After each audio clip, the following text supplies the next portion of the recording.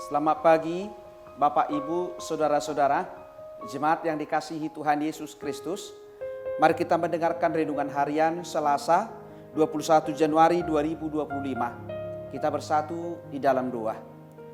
Kasih karunia dan damai sejahtera dari Allah Bapa kiranya menerangi hati dan pikiran saudara-saudara di dalam nama Yesus Kristus Tuhan kita. Amin. Firman Tuhan renungan harian untuk kita tertulis dalam Ibrani 6 ayat 16. Sebab manusia bersumpah demi orang yang lebih tinggi dan sumpah itu menjadi suatu pengokohan baginya yang mengakhiri segala bantahan.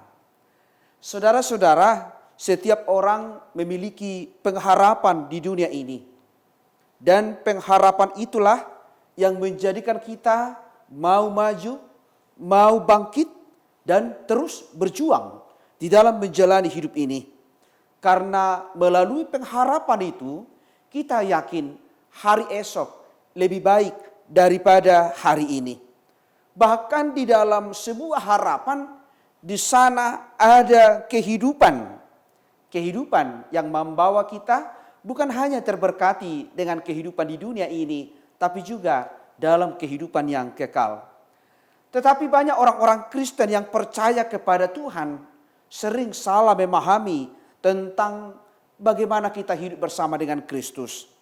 Karena sering memahami bahwa tujuan hidupnya ingin sukses, berhasil di dalam kehidupan, di dalam pekerjaan kita di dunia ini. Tetapi ketika harapan tidak sesuai dengan kenyataan, ketika pergumulan, sakit penyakit sering menghampiri hidup kita, maka kita sering menyalahkan Tuhan, bahkan meninggalkan Tuhan di dalam hidup ini. Melalui renungan hari ini kita diajak, kita diingatkan bagaimana kisah Abraham sebagai seorang tokoh, figur orang Kristen yang setia dan taat di dalam mengimani Tuhan. Kita belajar dari kisah hidupnya. Sekalipun dia harus menunggu lama akan janji Tuhan untuk mendapatkan keturunan, tetapi dia percaya kepada Tuhan. Dia lebih meyakini Tuhan, bahkan dia menjalani hidupnya seturut dengan kehendak Tuhan. Melalui kesetiaannya itulah maka Tuhan menggenapi janjinya dengan kehadiran Ishak di tengah-tengah keluarganya. Saudara-saudara, firman Tuhan ini mengajarkan kita untuk selalu belajar setia dan taat dan meletakkan hidup kepada Tuhan. Dan selalu semangat di dalam menjalani hidup ini. Dan memahami bahwa rancangan Tuhan itulah yang terbaik. Sekalipun jalan kita banyak tantangan. Sekalipun jalan kita tidak mulus. Sekalipun pergumulan kita sering berkepanjangan. Persoalan yang kita hadapi, sulit kita lakukan. Tetapi disitulah kita, ketika kita belajar kepada firman Tuhan, ketika kita belajar meyakini janji Tuhan, maka ingatlah di dalam Yeremia 29 ayat 11, bahwa rancangan Tuhan itu bukanlah rancangan kecelakaan, tetapi rancangan damai sejahtera.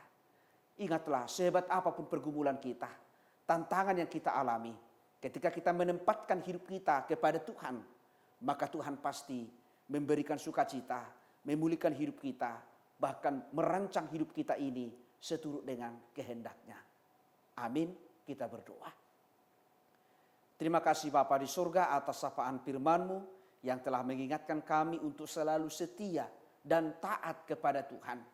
Sekalipun hidup kami penuh dengan tantangan, persoalan, masalah, sakit penyakit, kesulitan hidup, kami selalu belajar taat kepada Tuhan.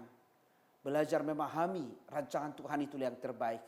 Bahkan sekalipun hidup kami penuh dengan sukacita, kami selalu bersyukur kepada Tuhan. Ingatkanlah kami Tuhan untuk belajar tentang Abraham yang selalu setia dan taat kepada Tuhan.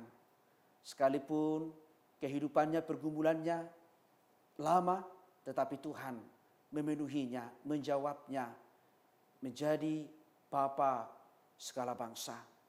Engkau mengajarkan kami Tuhan untuk selalu setia. Berkati jemaat-Mu, orang-orang yang percaya untuk selalu mengimani Tuhan. Dan kami percaya rancangan Tuhan adalah rancangan damai sejahtera.